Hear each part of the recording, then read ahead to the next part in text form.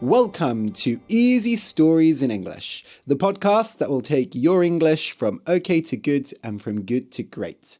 I am Ariel Goodbody, your host for this show. Today's story is for advanced learners. The name of the story is Strange Friends. You can find a transcript of the episode at easystoriesinenglish.com/friendsl4, where you can also download the episode as a PDF. This is a leveled up version of a beginner level story. You can listen to the beginner level version of Strange Friends at easystoriesinenglish.com/friends. FRIENDS. So, yes, we have actually had this story twice on the podcast already, I believe at beginner and intermediate levels, but I love this story so much. It's one of my favourite stories. I adapted it pretty early on when I started doing the podcast, and I actually performed it to a group of students I was teaching, and one of the students was having so much fun and laughing so much. So that gave me very positive associations with this story. This actually appears in my collection of books. Hold on a second.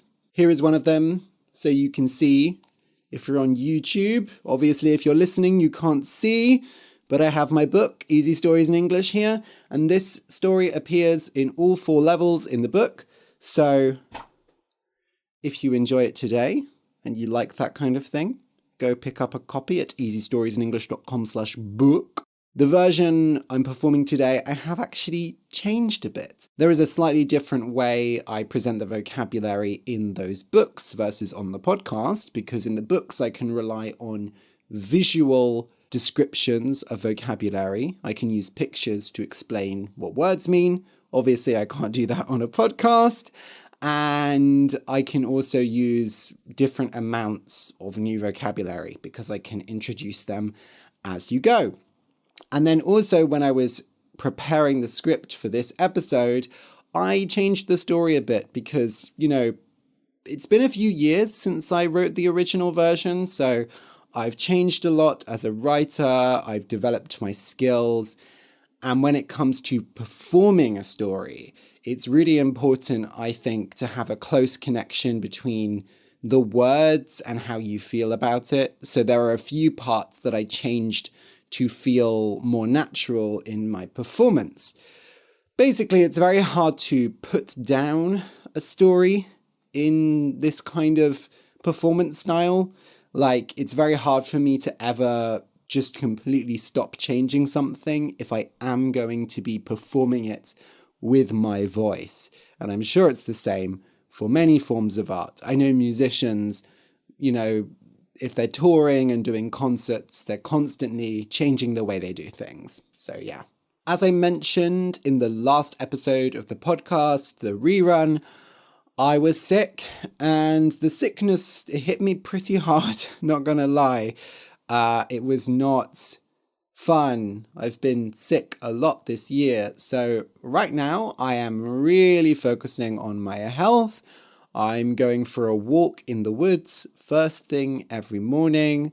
I'm scheduling naps in the afternoon. That's a very important part of my job, is to take regular naps. And I'm focusing on leaving more time for reading and writing, which are, of course, really important parts of my creative process and my work.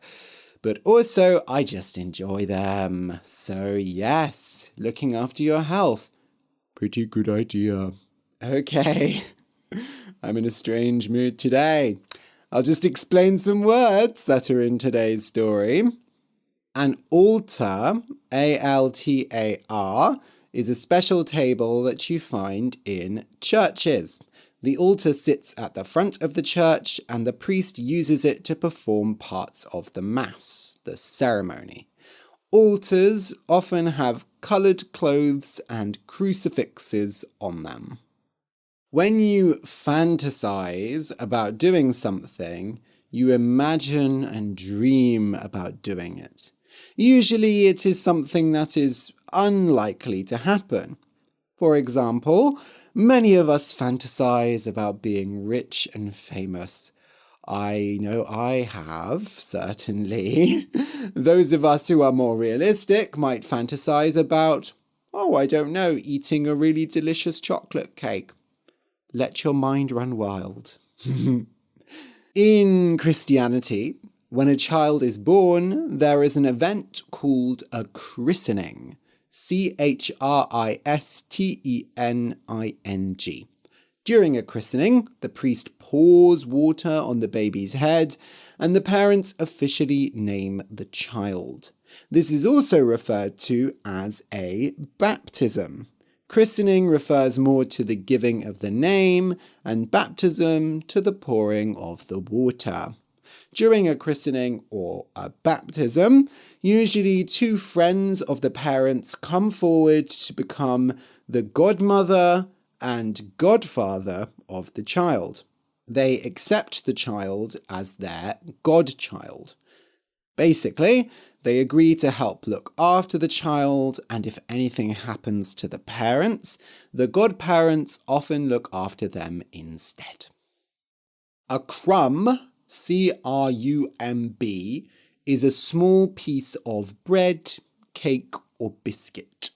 When you eat bread, little bits of bread break off and fall on your plate. These are crumbs. With some food, you have to eat carefully or you get crumbs all over yourself. And speaking of getting crumbs all over yourself, savour, S-A-V-O-U-R, means to slowly and deeply enjoy something, usually food. For example, if you buy a really expensive dessert, you'll probably want to eat it slowly and savour it. Presumably because you spent your life savings on it and it's going to be the last thing you ever eat. Or maybe you have a wonderful experience like a wedding or going to a theme park and you really want to savour it. Take it in slowly. Someone's disposition is their tendency, their natural way of being. Someone can have an active disposition, a cheery disposition, a fragile disposition, and so on. Apparently today I have a bit of a flamboyant disposition. That's a lie. I always have a flamboyant disposition. A kitten, K-I-T-T-E-N, is a baby cat. Oh. When a cat gives birth, it usually has 4 to 6 kittens. When we want to talk to a kitten or a cat, we often call it kitty, K-I-T-T-Y. Kitty is basically a cute way of talking to a cat. Ponder, P-O-N-D-E-R, means to think deeply about something, usually something that is not too serious. For example, some people spend a lot of time pondering the meaning of life. In fact, I am one of those people. And, pondering is very important. We should all be pondering more. If you're not pondering, stop and ponder. Just go, yes, very important, I'm pondering, do more of that. When we say you might as well do something, it means that you should probably do it because there is no better choice and it probably won't hurt. For example, maybe you plan to go to a barbecue in the park, but you find out on the day that the barbecue has been cancelled. Well, if the weather's nice, you might as well go to the park anyway. And once you're there, you might as well sit down and enjoy the view. The phrase, for all the good it will do you, or for all the good it did me, for example, is a dismissive way of saying that some action or knowledge turned out to be, or will end up being, useless. For example, maybe you go on holiday and buy a first-class ticket on the airplane, But your flight is ruined because there is a very loud and annoying person sat next to you. Someone like me, imagine. No, I'm very good on transport. I'm very quiet. Well, in that situation where Ariel is very annoying on the aeroplane, you could say, I flew there first class for all the good it did me. Or, I flew there first class for all the peace it gave me. Or maybe you fail an exam and you tell your friends, I studied all night for all the good it did me. I still failed. That wouldn't be very good, would it? Okay, so listen and enjoy. Strange Friends. Once upon a time, there were a cat and a mouse who lived together in a little house. Unlike others of her kind might behave, this cat did not chase or eat the mouse, which meant that they could be friends. And indeed they were. Everyone called them the Strange Friends, and they lived a peaceful life together in the city. But one dark day, the cat came and spoke to the mouse. We must think of winter, my dear.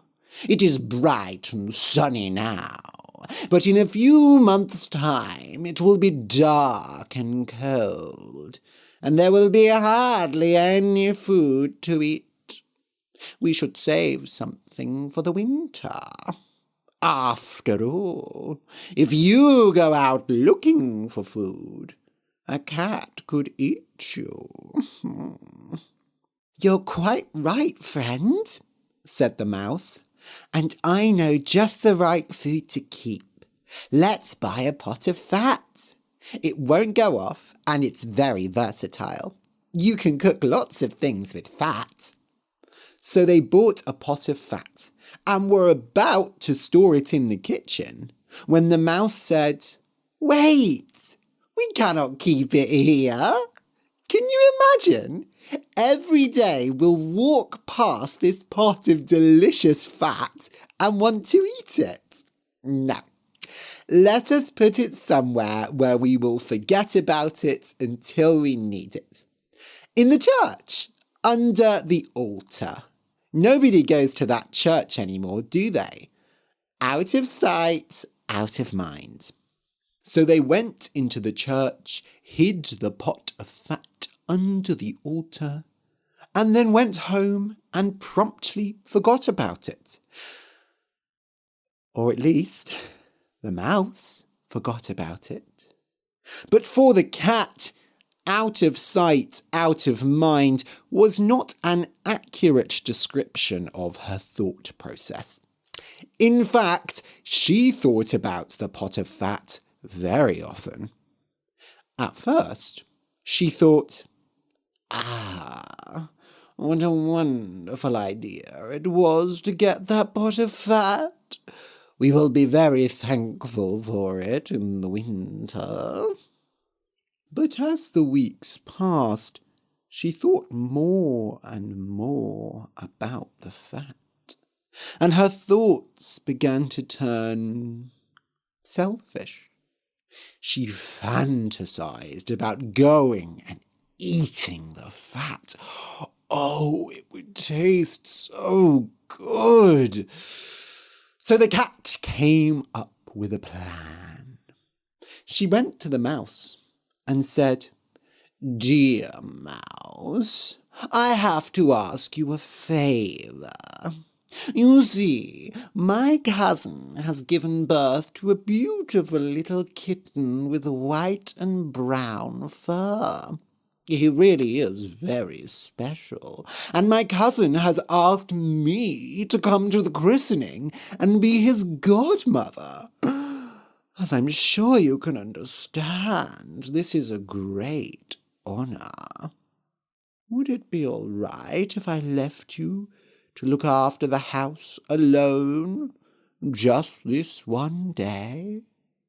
Of course, said the mouse. Family comes above all. Go and enjoy the christening, and if there happens to be some nice food or drink, bring a few crumbs back to me. In fact, I would love just a few drops of the wine. Christening wine is always sweet and delicious. The cat smiled and said, I'll do my best. Naturally, the cat was lying. She had no cousin, and nobody had asked her to be godmother. She happily strolled out of the house and went straight to the church. She pulled out the pot of fat, opened it up, and licked her lips. Oh, it looked so good. The cat licked wildly at it, savouring the delicious taste, and she ate the whole top layer of the fat until she was quite full up. Then she went for a walk on the roofs of the city. She hoped to spot some dessert there, but finding none, she lay down in the sun and had a nap. She fantasized about the pot of fat again, licking her lips in anticipation of the next time she could eat from it. When she returned home that evening, the mouse said, Well, you look like you've had a wonderful time. I suppose it was a good christening then? Oh, yes, the best I've ever been to. And what did they name the child? The cat thought for a moment and then said, Top off. Top off? Said the mouse. I must say I have never heard such a peculiar name in my life. Are there others in your family with that name? It is a perfectly normal name, thank you very much. You have a godchild, don't you? He is called Big Nose, if I recall. That's just as strange a name as Top Off. And with that, the conversation was over. The cat's fantasizing, on the other hand, continued strong. A week passed, and the desire to go for another secret meal filled the cat up until she simply had to do something. So once more, she went to her housemate and said, My dear mouse, I'm afraid I must ask for your assistance again. My cousin has quite an active disposition and has already given birth to another child. I know, can you believe such things? This one has a white ring around her neck, which is quite a rarity. They want me to be godmother again, and I am afraid I cannot say no. Would you be so kind as to look after the house one more time? No problems, friend. Go and enjoy yourself, and if you could possibly spare a few drops of that christening wine. Oh, we drank it up so quickly last time, but I will try. Of course, the cat did not go to any christening, but to the altar in the church, and this time she ate half the pot of fat, filling her stomach up to bursting. Food tastes much better when you don't have to share it with anyone else. Upon arriving home, the mouse, of course, asked her, What did they name the child this time? Half done, said the cat. Half done? Are you telling the truth? I have never heard of that name. I don't think you would find it in a single name dictionary in the country. Then perhaps the dictionaries should be rewritten, grumbled the cat. A few days later, and what else could you really expect? The greedy cat got hungry again, and once more fantasized about the fat. Well, if she had already gone this far, why not go further? Good things come in threes, announced the cat to the mouse. I have been asked to be godmother again. I have decided I must have some truly professional qualities to make me such a desirable godparent. Now, this child is black with white hands, which, as I'm sure you can imagine, makes it really quite a special kitty. I must attend the christening. Will you take care of the house while I'm gone? Top off. Half done. Those names really do make me think. I wonder what name it will be today. Well, you just sit at home and wonder while I go and take part in the christening. So the cat headed off to the church. In the meantime, the mouse cleaned the house from top to bottom, and while she rested from her labours, the cat finished off the pot of fat. It is so good to finish a meal, said the cat. I simply felt so incomplete before. It was wrong of me not to eat all the fat in one go. But I have corrected my mistake. Yes. She was so full that she had a long sleep on the roof and did not return home until the late hours of the night. The mouse woke up from her nap and eagerly asked what they had named the third child. You're not going to like this, said the cat. He is called All Gone. All Gone? Cried the mouse. Why, that is the strangest name of all. I have never heard of such a name in my entire life. What could it mean? Pondering these questions, the mouse went off to bed.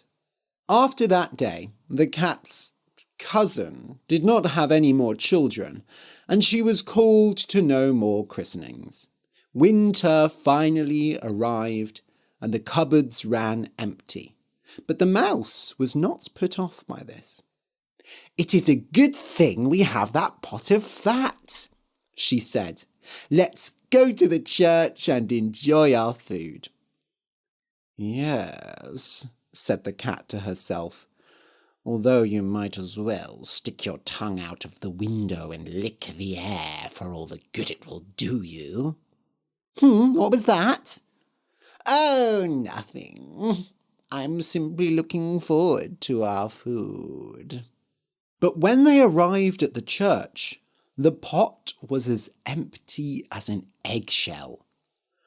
Oh, no, said the mouse. I see what has happened. I thought we were friends, but in fact you have betrayed me. While you were going to christenings, you were really off eating the fat. First top off, then half done, then... Do not finish, said the cat darkly.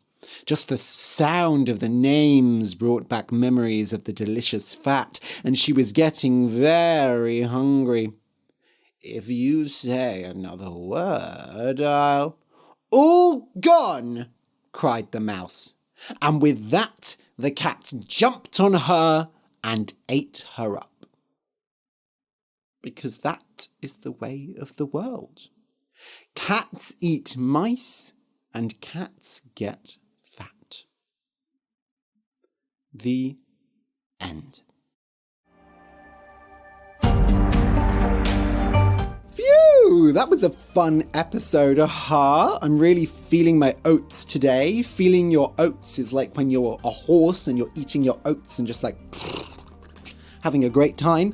Anyway, if you want to experience this insanity one-to-one, you can book a class with me. Just go to easystoriesinenglish.com/classes. If you book a package of 10 classes, you can get a third off, a 33% discount. Don't delay. Book a class with me. And I'll see you next week. Whoa.